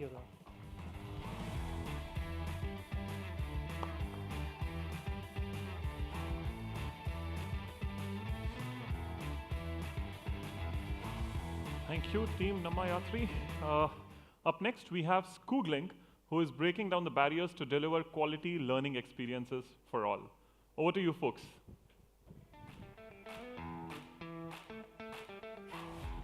Good afternoon, everyone. My name is Himanshu. I completed my BTech from IIT Kanpur in the year 2000. I'm the founder and CEO at Schooglink. I've been working in the space of rural education for the past 8 years. At Schooglink, we are delivering affordable and quality education using a tech-driven hybrid platform of learning with vernacular content currently focused on the 225 million K-12 students in rural India. Globally, there are 1.5 billion K-12 students, out of which, unfortunately, 600 million still lack basic skills of reading and mathematics, although 2/3 of them go to school. अगर India की बात करें तो भारत में 15 lakh school हैं जिसमें से 85% school ग्रामीण भारत में हैं. This 85% Bharat is the target audience for schooling. Students in these geographies go to schools, either government or private, which have unfortunately failed to deliver. Parents at home are not educated enough to guide them. The online edtech solutions are either inaccessible, unaffordable, or just do not meet the vernacular needs of the students. So they all end up at local mom and pop tuition centers, some of them good, most of them average, and some of them really bad. And this is the problem that we are solving at Schooglink. We have divided the solution into 4 components. The first part is the content. We have built complete vernacular content in-house from kindergarten to grade 12th in multiple languages, Hindi, English, and English for multiple state boards. Second part of the solution is taking this content to a consumer, which happens through our smart apps over the Google platform. So this enables not only for us to deliver content, but also measure the consumption of a content at the hands of a consumer, which could be a student or a teacher. The third part of our solution, which is a key USP, is a hybrid model. So we have a physical classroom and a physical teacher who delivers a solution to the students in the class. Every single function of this classroom is tech-enabled, tech-monitored, and tech-delivered. Today, we are having 125 such classrooms spread across 4 states, running 6 to 8 batches per day. That's 1,000 batches per day, catering to the education needs of 50,000 students on a daily basis. The tech platform uniquely identifies the content play in each of these batches, and that takes me to the final part of solution, which is the child herself. The system auto-generates a 20-minute, 10 questions objective type test paper every Saturday on a weekly basis by way of identifying the content play in that particular batch in that particular week. And thereby, we are able to identify the performance of each of our students and bridge their learning gaps. We have deployed this solution in 2 formats. The first one is a B2B/B2G format, where we work with schools at scale, working across 4 states right now. This is a subscription-based model, where we charge 2 lakh for the setup, one time, and 1 lakh is the annual fees for our content and our tech subscription. The second play is in a B2C format, where we set up our smart after-school tuition centers called as Schooglink Grassroots Centers, where a child pays between 300 to 800 rupees on a monthly basis. With Google Accelerator program, we are now working on a first generative AI model, which we are looking to launch soon. This is something we'll call as Kunji, and we can talk about the details later. It is said that the proof of the pudding is in eating it. Over the last 6 years, our students have done phenomenally well, scoring state level ranks, having 100% pass rate. एक बच्चे की कहानी बताना चाहूँगा जो अभी last year उसने अपने ब्लॉक में फर्स्ट रैंक आया है. सोनाहातू ब्लॉक, सिली कॉन्स्टिट्यूंसी, झारखंड का बहुत ही पिछड़ा इलाका है. He scored 93.8% in his board exams. The key part being that उनके स्कूल में पिछले 4 साल से मैथमेटिक्स का टीचर नहीं है. All of this was possible by using our platform. It's a huge market. Just focusing on the 225 million K-12 students in rural India, if each of them is paying just $4 for their after-school tuition needs into 12 months. By our estimate, this is a $10.8 billion annual revenue market, which is completely going to the unorganized mom and pop tuition industry, and that is what we are looking to funnel into Schooglink. Over the last 6 years, we have done a cumulative revenue of 4.5 crores. As I speak today, we are in discussion with multiple districts for projects worth 20 crore plus. We are looking to close 5 crore plus of this revenue in the current financial year. Going forward, we want to scale up our grassroots centers, the B2C segment, to 2,000 such centers with 6 classrooms each, targeting a revenue of $100 million in the next 5 years. The B2B/B2G segment continues to grow organically. The NEP 2020 is a big shot in the arm. The app itself is available on the Google Play Store. It's on a freemium model, free for 7 days, and then 99 rupees a month. The vision is very clear. Whether the child is going to school, at home, or in a tuition center, she's always connected to the Schooglink platform. On the team, besides me, I have my co-founder, Shantanu, who's done his BE in computer science from VTU Bangalore. He's the tech brains behind Schooglink. We also have 2 very senior angel investors and advisors from premium institutes in India and the US.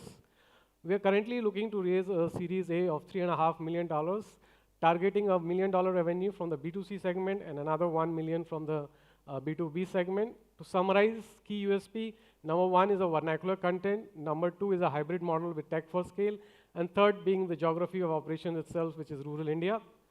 Hybrid is the way forward. Pretty much every edtech is now looking into this space. The online bubble has burst. And this is where I believe Schooglink has the edge when it comes to rural India and the K-12 segment. That's our story. Thank you, guys.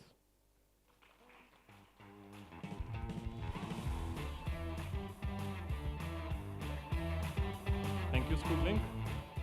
Up next, we have SpeakX. It's an AI-powered platform who is transforming English learning, making it engaging, personalized, and accessible to all. Let's hear from them.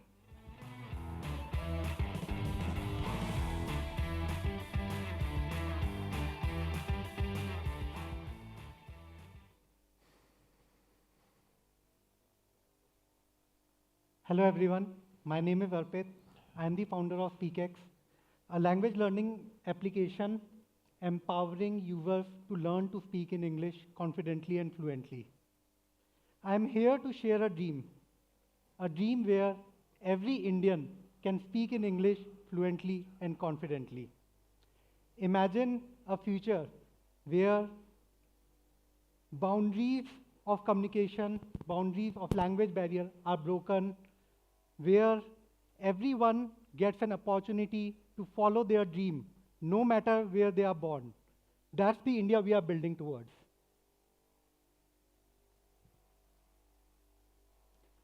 ठीक है, मैं आपको अपने बारे में बताता हूँ। तो मैं एक छोटे से शहर से हूँ, हरिद्वार, आई थिंक सबने सुना होगा, ठीक है।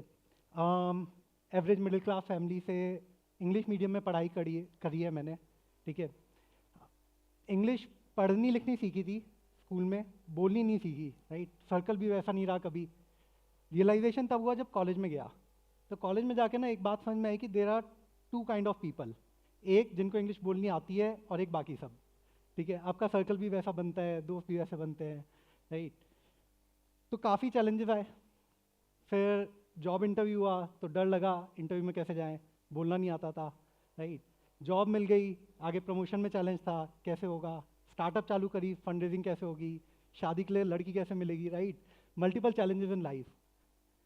तो if you look at, so people learn to speak in English for a variety of reasons, right? Reasons can vary a lot, right? Look at English like an elevator, which takes you to a top floor, where solution for all your problems are there.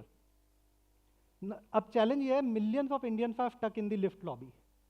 क्यों? क्योंकि elevator broken है, opportunity नहीं है, सीखे कैसे, right? सीखने के लिए कोई होना चाहिए ना जिससे बात कर सको। तो this was the primary challenge which we said that requires attention, requires us to solve at depth. What we came up with? We came up with a generative AI-based English language learning application, right? It's an interactive, immersive, experiential application which provides you with an AI companion and an AI teacher. Now, how we do it? We create an engaging, entertaining content which is completely productized along with an AI companion which not only teaches you, but it converses with you, it guides you, it understands you, right? That is what a person will do if it is in front of you. That is exactly what we have created with SpeakX. Now, what we do is, it's an engagement-based platform, so it needs to be personalized. So we have used core AI features to create a personalization layer on top of it, right? Now, English is a global passport, right? So why it is with selected few? It needs to be with everyone. That is what we did. We brought the cost down at 299 rupees, where every Indian can practically afford it. And we have unlocked the potential for millions of Indians to learn to speak in English. And how the numbers look like? We have a CAC recovery time of less than 7 days with a realized LTV of 800 rupees, which is almost 3 times of what we have as our CACs. And this is what is reflected in numbers. From a mere revenue of less than $3,000 around 12 months back, today we are doing a revenue of $3 million as an ARR, right? And that is again reflected with our growth numbers. So we are adding close to 25,000 active users every month to our platform, where they are joining us to learn to speak English. So in next 2 months, we are expecting the number to cross 100,000. And there is a major impact with GFSA, not only in terms of mentorship, but in terms of guidance. How do you design your user flows? How do you track growth? How do you gamify your content, right? Across, it has been immensely helpful. Right. Now, in India, 25% people can actually speak in English, while 5% can fluently speak in English, right? It's a large market. In terms of competition, Duolingo is our closest competitor. We will surpass the numbers of Duolingo in the next 6 months in India. So we are positioned not as an English learning platform, but as an English speaking platform. That is our core differentiator, right? So I'll just skip that. So this is the passionate team behind it, right? So passion, innovation, resilience, and empathy. These are the 4 characteristics which commonly share with each other. Thank you so much.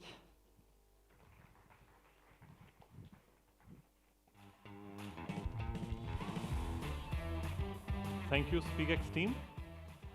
Up next, we have STEMpedia, who is igniting passion for science and technology. Over to you, team.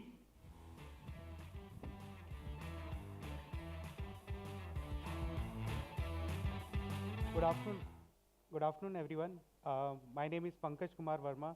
I am IIT Kanpur alumni and the co-founder of STEMpedia. So we are basically focused on how we can make the students ready for the AI age. So as I talk about AI, so we know that AI has already transformed a lot, and it is going to transform the future in terms of economic growth as well. So what we want to do is we want to make the students ready for the AI age, and we want to provide them with the exposure to the 21st century skills, give them the right career opportunities that they can look at the early stages of their studies as well. But the problem with the students that we face is with the Gen Z learners that we have is that the technology barrier or the entry barrier for the students to learn about technology is very high. And we have been traditionally a lot more focused over rote learning. Even I would say the technology books that we have written by CBSE or ICSE are more theoretical, and then there is also a lack of accessibility of the technology in terms of even how many students would have a laptop with them for the learning. It is very less in number. So with the challenge that we have, we basically work towards creating an ecosystem which solves all this problem and make the learning very fun and interactive. So what we have done is we have created our own educational kits, which are like robots, which allow the student to learn the basic concepts of coding or even the computational thinking with hands-on learning. We have our own software pictoblocks. We have created our own curriculum which aligns with the CBSE, ICSE, and the international boards, so that it can become a part of the school's syllabus. We have a lot of services or training programs that we do for teachers, and also to end all these things, we also conduct boot camps and international coding and AI competitions, so that we are able to show the students or give opportunity to the students to showcase their talent at a global stage. So this is our own platform Pictoblocks, which has a very you can think it like as a super app where the students for their learning, if they want to start off, they can start with the block-based coding, where it's like puzzles. How do you solve a problem with a puzzle? So they can put their logic on, and they can create basic apps. Then we also have Python coding embedded into the same platform, so transition is very easy for them. And the best part that we have added into this is we have the machine learning and the XR environment added into the same platform. So the students are able to create their own machine learning model without writing any code. So we have 7 different models of creating a ML model for them. And then we also give them the opportunity to create their own virtual environments and create 3D games, animations, or even educational content as well. So currently we have more than 4 lakh monthly active users, and we have a very good rating of 4.5 on the Play Store. One very important part which which was missed is this platform is also available on smartphones. So students who do not have access of laptop can also use this platform to basically create the projects on their like the smartphone as well. We have our own set of hardware kits which allows the students to have the classes or like do all these things in a more interactive manner. And the good part is that with the hardware and the software interaction, it allows the students or teachers to make the students more interested and interactive in the classroom. So the students can use the software and the hardware to create maybe self-driving car or a weather reporting robot. So these are the very kind of a project that the students can build using our whole ecosystem. So the market that we are focusing on is majorly B2B, where we are focusing on schools, creating the ecosystem inside the schools, and later on we want to go into the B2B2C market, where once the awareness is there, then we can like do some more, I would say, advanced programs in the after-school market.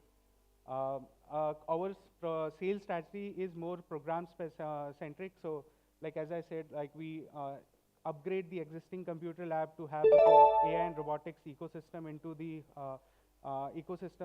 school. Then we also have a lot of CSR partnerships and government partnerships where we implement these projects in the for the government schools or the underprivileged students as well. Our growth so far has been very encouraging. We have been profitable for last 3 years. In the last year, we have clocked a revenue of 24 CR with a good profitability. And these are few of the numbers that we have now.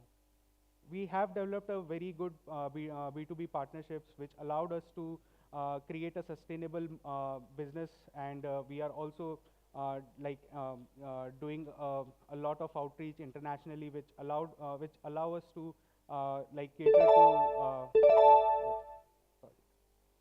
So this is the team. I and Drupal started the company, and we have a very good team, leadership team, and also the investors and mentors. And thank you everyone.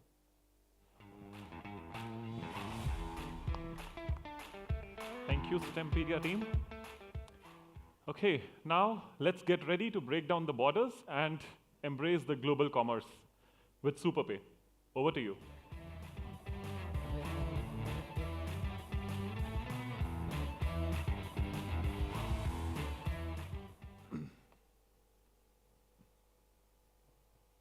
Hi guys, good afternoon, good evening.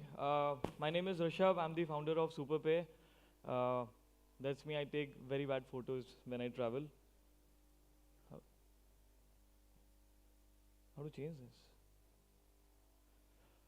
So there's this context of, I'll just give you the context. Let's say you're traveling in a different country, you're talking to different languages, you're trying to tell, going on shopping, eating at different places, whatever, the language is already a trouble, and then you are like, I don't know what to do. I don't know, like what is the currency conversions and those things. So at the checkout, it's like more fumbly, and you don't know whether your credit card will work, like what kind of payment they accept, those kind of stuff.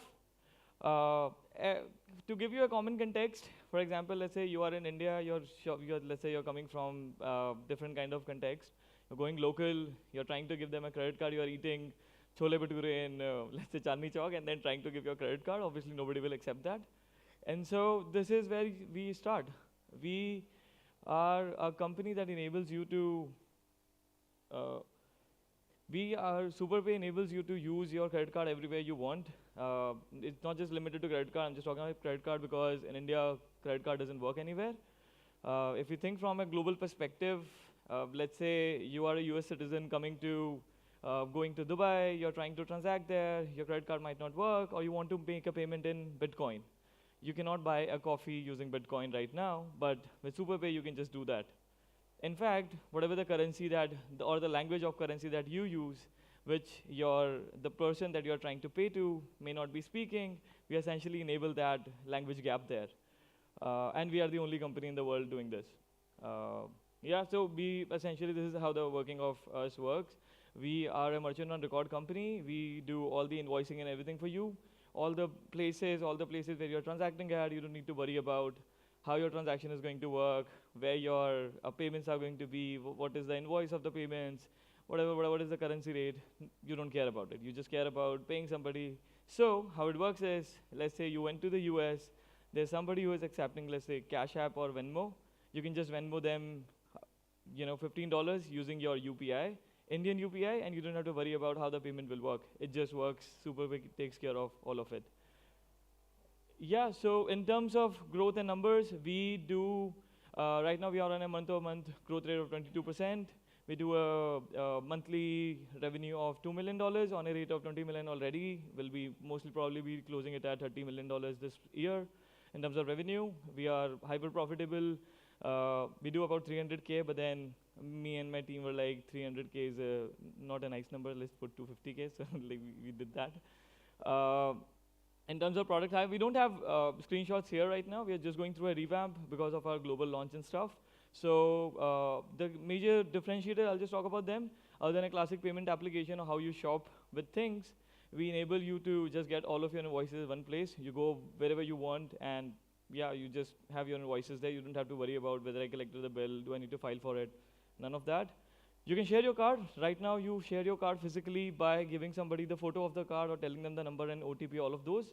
That's not required anymore in SuperPe ecosystem. You can just share your card with whomsoever you want with limits and everything. We just takes care of it by default. In terms of card ownership verification, we are the only company in the world that knows that you are using your own card. So our fraud rates or default rates and none of that is essentially the least in the world. Yeah, and this is the motto that we go for. This is not in our font, but aren't you a local if the currency isn't foreign anymore? So yeah, that's pretty much about SuperPe. Would love to connect with you guys later on. And yeah, shout out to Google team for making this happen. I'm super excited. Thank you.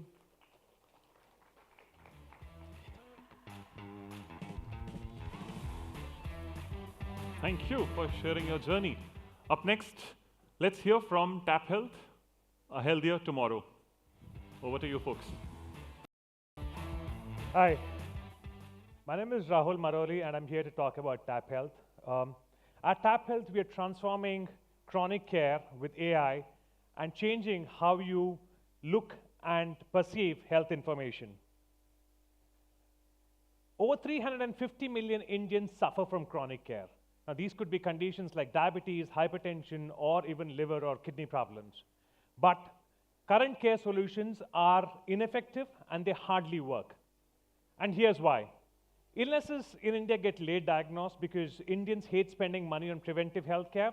And if you look at it, nearly even simpler illnesses like diabetes gets late diagnosed by about 5 to 7 years. Existing chronic care solutions heavily rely on human intervention, and that makes it expensive. Nearly 99% of consumers do not end up using any of these solutions.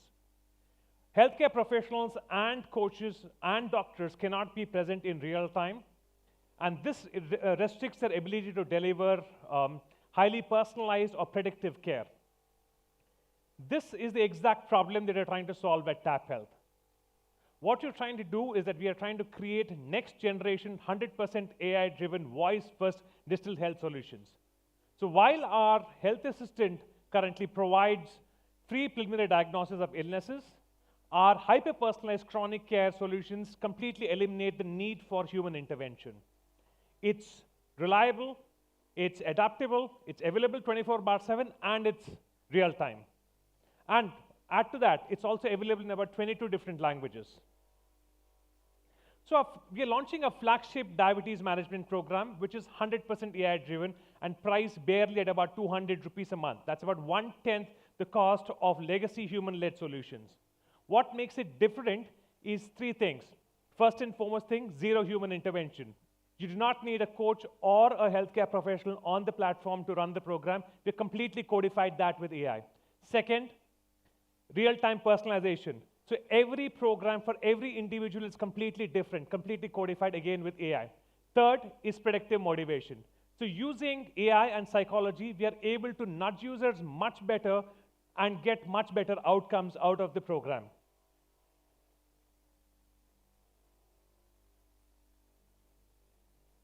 We are solving diabetes management with the technology of today.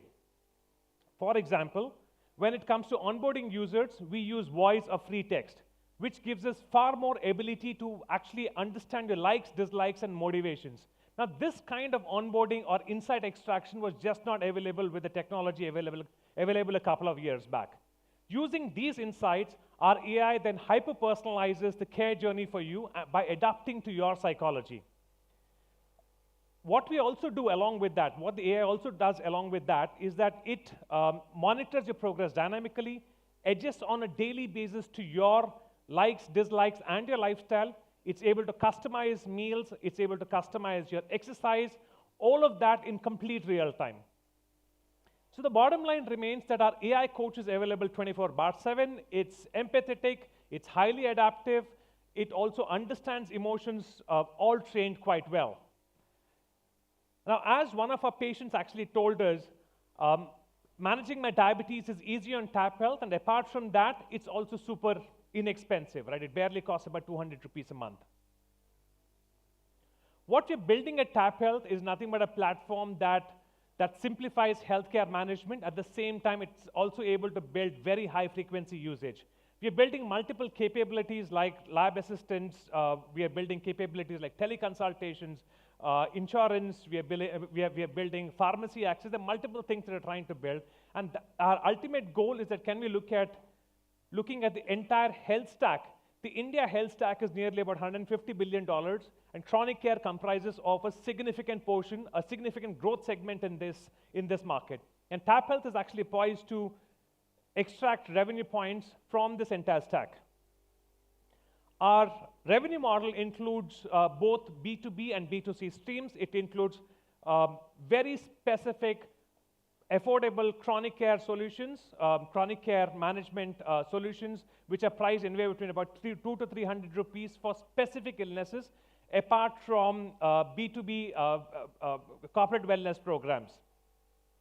What we're also trying to do is that the model is completely freemium, right? Which means that we are going to be getting mass adoption using a freemium model.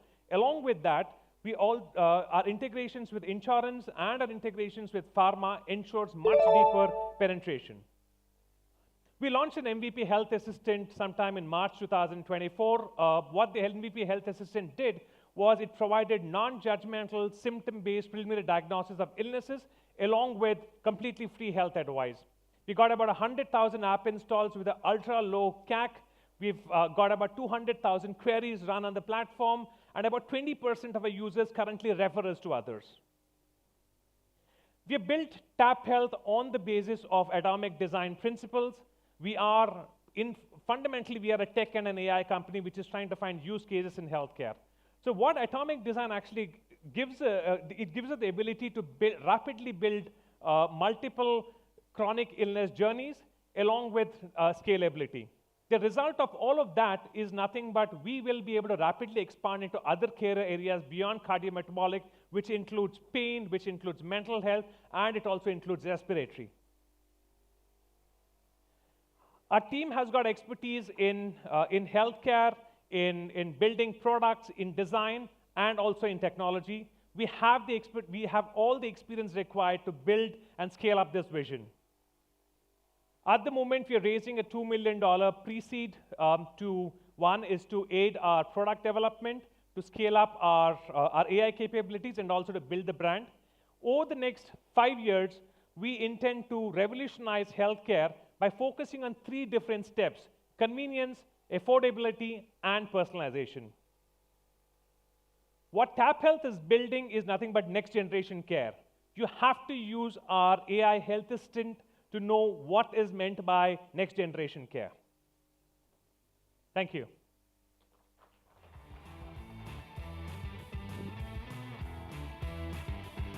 Thank you, Tap Health. Our next startup is from the entertainment vertical. All the comic book fans and story lovers, let's hear from Toonsutra. Thanks. Hi, my name is Vishal Anand. I'm one of the co-founders and CEO for Toonsutra. We're bringing best comics from around the world in Indian languages. Our mission is to empower fandom and bring the joy of comics to readers around every corner of the world in regional languages. India is one of the first countries that we've launched. So the problem that we're looking to solve, and this applies, India is one of the countries that we launch with, but it applies to a larger part of the world, where even though comics are more mainstream than ever in terms of movies, TV shows, video games being created from comics, India has lacked access to best comics from around the world. And it is for following reasons. The audience is pretty much vernacular. English literacy is less than 10%. And most of these comics are just not available in regional languages. These comics tend to be cost prohibitive. A graphic novel of $20 will just not sell in better part of the country. And for lack of comic stores, there are very few comic stores in India, and retail distribution is highly fragmented. The discovery of comics and finding out what's going on in such a visual medium just doesn't exist in the country. On the other hand, there is this massive disruption happening in the way comics are being read, in this format which is called webtoon or webcomic, depending. And it's essentially comics that were created for mobile consumption. The comics get formatted in this vertical scroll fashion, and the stories get broken into episodes or chapters, which kind of makes the medium very snackable. And the medium, because it's in mobile, solves for sort of reach and discoverability, which, like I showed in the previous slide. And by breaking the story into chapters and episodes, you have this unique opportunity to price it differently. You can price it locally, you can microtransaction it, and so on. And we're seeing this massive growth happening, originated from Korea and sort of spreading to different parts of the world. This is what we're building, and this is who we're building this for. We bring the best comics from around the world. We support all kinds of comic formats, from graphic novels to mangas to manhwas and so on. We do the job of sort of converting it into webtoon. We translate, we optimize, we price it locally. We're both an app and a platform, so app which you can understand, but as a platform, what we're also trying to solve is tools for creation, tools for conversions, tools for translating and so on, which is a much tougher problem than you would imagine. We're currently in 5 languages: English, Hindi, Tamil, Telugu, and we also launched in Indonesia and Malaysia with support for Bahasa. For the market, Google coined this term, next billion users, and so I'm kind of preaching to the choir here. But for our audience in India, which is ages of 18 to 35, is about 700 million strong, highly connected, and it's constantly being trained to pay for digital content. And we see a lot of parallels in online gaming, in growth of regional OTT players, and that's kind of what we're going after. Most of these users haven't had access to such high quality comics in their language. We have the largest catalog of licensed content available in the country in Indian languages. This includes, classics like Archie's. We have Mills and Boon. I don't know, some of you probably read available in webtoon format for the first time.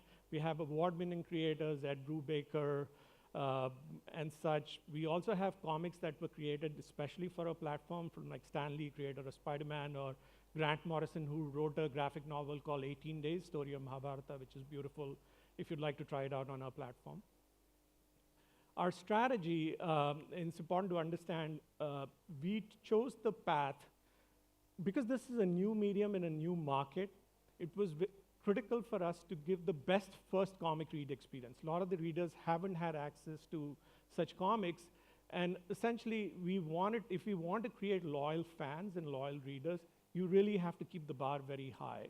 And we looked at the market that was available and the comics that were available in the country, and we could have gone the UGC path or AI comic path too, but this whole hit creating business is very difficult. AI comics is a lot of beautiful garbage right now, so we wanted to stay away, and essentially we picked hits from around the world to bring it to the country. In terms of the business model, we make money through multiple ways. It's in-app transactions in form of selling individual chapters. We also have subscription plan that you can read. Advertising is not banner advertising, but more rewarded ads. So if you want to read a certain chapter, you can watch a video and do that. And because we have licensed content and these titles which are very popular, we are in this unique position where we can do merch as well as a source of revenue. In terms of the progress so far, we're about 365,000 monthly active users. With 11 million readers, we've been #1 comic in the country, comic app in the country for over 6 months now. Readers spend about 13 minutes per day. We're launching in India, Indonesia, Malaysia, and Singapore. Those were supposed to be flags, but anyways. We're about 25 people strong, a lot of comic lovers. Our backers are very strong operators who build large platforms like this. We have co-founder of Crunchyroll, Twitch, 9gag, and such. We just closed a round, a small round, so we're not looking to raise, but obviously we'll raise sometime in future. And that's it. Thank you for listening, and thank you again, Google, for the opportunity.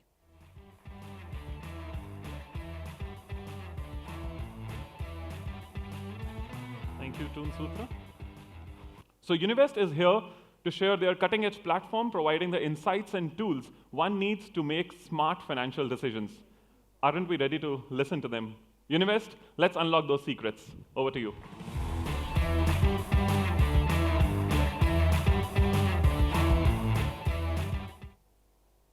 Thank you so much, everyone. Before I start about what Univest does, a quick question again for the entire audience. How many of you are investing in stock markets? Awesome. How many of you have invested basis your friend's advice कि यार ये stock तो 25% ऊपर हो जाएगा मतलब 3 महीने के अंदर? Okay, there are a few. Great. वो 25% negative 25% कितनी बार में convert हुआ है? Okay, awesome. Great. So yes, as I said, right, this is 0.1% of India, जिसने फ्रेंड्स एडवाइस के बेसिस पे आगे इन्वेस्ट भी किया है और उसके बाद लॉसेस भी खाए हैं, right? Imagine for the balance retail investors of this country who do not have access to funds, PMS funds, and so right guidance, which basically leads to 93% of traders in India making losses from trading in stock markets, despite equity being the highest returning asset class in India for past 15 years. That is the major problem which we wanted to solve for as Univest. We are basically empowering and enabling the retail investors of this country to create generational wealth with the help of the most powerful super application for capital markets. Let me quickly go on to the 3 major problems which basically leads to this problem, which basically leads to 93% of traders actually losing money in stock markets. Number 1, people in India do not understand how to do research. Therefore, they are always dependent on their friends, on Telegram groups, influencers, and so on and so forth. Number 2, the most important problem in capital markets is the problem of exit. How do you take exit from bad investments on time and convert them to the good ones so that you can rotate your capital better and start earning money from stock markets? Number 3, the entire journey of your stock market, which is basically divided into 3 parts, which is basically divided into 4 parts. First is the discovery of stocks, which is primarily, as I said, happening with the help of your friends, family members, Telegram groups, influencers, TV channels, and so on and so forth. For research, that is the second leg when you want to invest in stock markets. People don't understand research, and therefore there are a lot of platforms which provide you research, but they are hardcore research platforms which people unfortunately do not understand. And therefore, never ever in India, a very strong research platform was able to monetize their excellent research in the best possible way. Third is investment. People, although there are a lot of full stack brokerages out there in stock market, but still people use their brokerages apps primarily for the purpose of only doing the investment in their respective stocks, options, or futures. Therefore, if you look at the entire journey, this is very much catered. And finally, the exit part. जब 5% profit आता है, तो हम लोग वो अपना digest नहीं कर पाते और profit booking जल्दी कर लेते हैं as traders. लेकिन जब 25% का loss आ रहा होता है, तो we are the long-term investors. That is the unfortunate story of India. And that is what we wanted to solve for through Univest, which is a single platform for all your capital market needs. Right from discovery to exit, all happening at a single place. That is what we have built. How we do that? Discovery. The first step is discovery of ideas. So we are currently having our own SEBI-registered research analyst license. And with God's grace, in last 1.5 years, we are the largest research analyst in India with over 2 lakh paid subscribers which have been onboarded with us. Across equity, futures, options, and commodities. These are the 4 segments which we are providing on our application. Research. Research, we did a lot of analysis and we understood that in research, people are not ready to pay. So we started giving the services for free. A complete research is available for free on the app. For investment, Univest has its own brokerage now, and along with that, we are interconnected with more than 17 brokers online, and we have over $5 billion worth of portfolios connected with us. And for exits, we have our patented self-learning algorithms which are backtested for last 10 years, which provides you signals on your own stocks when to take an exit, be it in short term or long term. You can select and you can take exit from the bad investments on time. Our target segment is 25 to 45 years of, as of now, males majorly, which is 97% of the trading population in India. And we have over 4 million plus downloads on the application. We have launched our own brokerage service as well, so that we can make the entire journey seamless from discovery to exit, and we are not just dependent on other brokers as well. This brokerage is basically very important. Why? Because it helps us create a very strong flywheel effect on the platform, that if a person is getting a good advice on the platform, he is able to execute those orders also timely. He doesn't have to switch apps. He doesn't have to look at the strike prices, expiry, and so on and so forth before executing the orders, and by that time the prices are already gone. So therefore the journey is extremely seamless on the Univest platform for your investments in stock market. Now we have grown. We started monetizing launched the application in October 22. March is when we first started monetizing the application last year. We did 1 lakh, followed by 5, 9, 16, 25, 55 lakhs, 1.02 CR, 1.33 CR, 2.9 CR. Today we are going to close December at 8 crore monthly revenue. All this in a bootstrap fashion without any institutional round so far. We are one of the first few wealth tech companies in India who are first transaction profitable. We have a 97% gross margin, and our LTV to CAC in the first 3 years is about 6.5x. That is it. On the investment side, we have closed our Series A. We are blessed that we have closed our $13 million round so far. We have signed the SHA. We are expecting the money this week. There's a space for 1 to 2.5 million in this round itself. Thank you so much, and look forward to connecting with you. And all the best to fellow participants.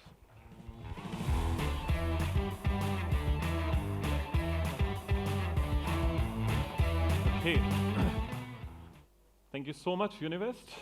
Last startup of the day is Yellow, who is enabling us to just do that. Let's hear from Yellow team. Thanks, Anuj. Am I audible? Yeah. Hello, everyone. I'm Niranjan. I'm the co-founder and CEO of Yellow. And we are a company that is the first company in India to digitally enable estate planning for Indians. The problem statement that inspired us to start building Yellow is the fact that there are almost 2 lakh crores of unclaimed financial assets in India. And a lot of these are left behind after people pass away because their loved ones who are left behind don't know what assets they had, and because of a lack of communication about finances within families. There's also a whole host of complex laws that govern the movement of assets after death if you've not written a will. And then the claims process is quite lengthy and manual and requires a lot of touch points and running around by families. Senior citizens are the group that's the most highly at risk for this because they obviously have the highest need. There's no good solution, and they can be taken advantage of by family members and stuff. And about 76% of court cases in India are property-related family disputes. So how do we ensure, complete and efficient asset transfers to our family members in the case of our death, right? So a solution has actually existed for a long time. It's something called estate planning, and it starts with a will. A will is a legal document which communicates your list of assets and how you wish them to be transmitted to your legal heirs after your death. It bypasses all the complex inheritance laws which I spoke about earlier, and it provides clarity to your family and helps prevent disputes. So in reality, everybody, no matter what level of wealth, if they have any dependents or any level of assets, should have a will. But there are a lot of challenges to the existing offline method of doing it, which is lawyers. They're difficult to access. They tend to be highly variable in quality. It's expensive. And there's one major issue is lack of post-demise support. So what happens after the person actually passes away? So here at Yellow, what we've done is we've basically combined deep domain expertise in estate planning. So my co-founder Nikhil, who's here, was the head of estate planning for IIFL Wealth, one of the largest wealth managers in India. We've sort of built that on top of a tech backbone, which includes our app and web app, to make the concept of estate planning affordable, accessible, scalable to a much larger population.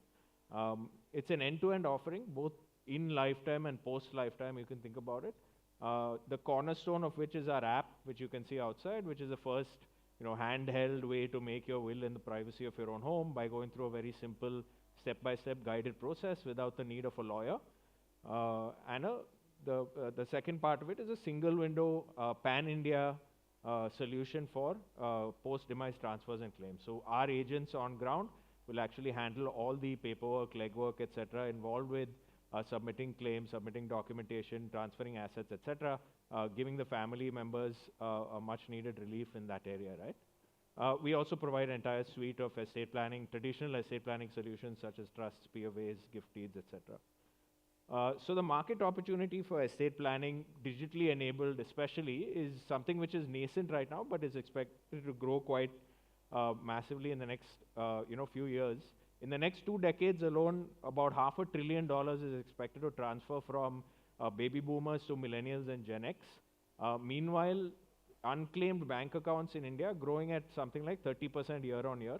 And it's not just bank accounts, it's demat accounts, insurance, PF, your financial assets have a high risk of ending up as unclaimed. The regulators are doing some things about this by improving nomination processes. But there's still a high need for scalable and tech-enabled solutions, both on the advisory front and on the execution and transmission front. So our key demographic is senior citizens, obviously. Less than 15% of urban seniors have a will versus 75% in the US. India has over 150 million seniors, and most people think we're a young country, but that's going to change a lot over the next 10, 20 years, as most of you know. We also target age 35 to 50 corporate Indians through employer programs. So we go to the employees as a employee benefit, as well as there are a lot of other groups of people with specific needs that require, estate planning to be done. Some of the challenges with the Indian market, of course, lack of awareness, cultural resistance to talking about money matters in the family, reluctance to face mortality, etc. So what we've done to kind of solve this is provide education and a private solution in the palm of their hands. And of course, looking to port our solution to global markets, which are much more mature in terms of estate planning. So I'm kind of running out of time, but some of the key achievements, of course, we're very proud to be part of the Google Accelerator here. We're also supported and funded by the Government of India SAGE Fund, which specifically selects startups that are building high-quality products and services for senior citizens. You can see some of our numbers there. With basically no marketing budget, we got about 20,000 registered users, more than half of which are seniors, close to 5,000 odd wills created. We also are using channel partners, B2B2C and B2B, with large BFSI companies, wealth tech, wealth management, senior citizen platforms, and employers. Several of these large deals will go live early in 2025. So last slide here. So we're using, really relied on Google a lot to help us, of course, with improving our UX, UI, and making the app a lot more user-friendly for seniors. So we're working on using AI to improve a lot of these features, things like conversational AI, things like document processing, to reduce the data entry load for seniors, right? Some of the, unfortunately, I think our government guests are not here anymore, but I wanted to, raise a request to the ecosystem, especially government, to help enable this space to grow. One is allowing digital signatures for wills, improving and further digitizing the claims and nominations process, and then, of course, awareness building. Like mutual funds sahi hai, it should also be that will sahi hai for everyone, because that's what funds those ads. In case you guys didn't know, it's unclaimed assets going into IPF. So yeah, that's it from us. Thank you.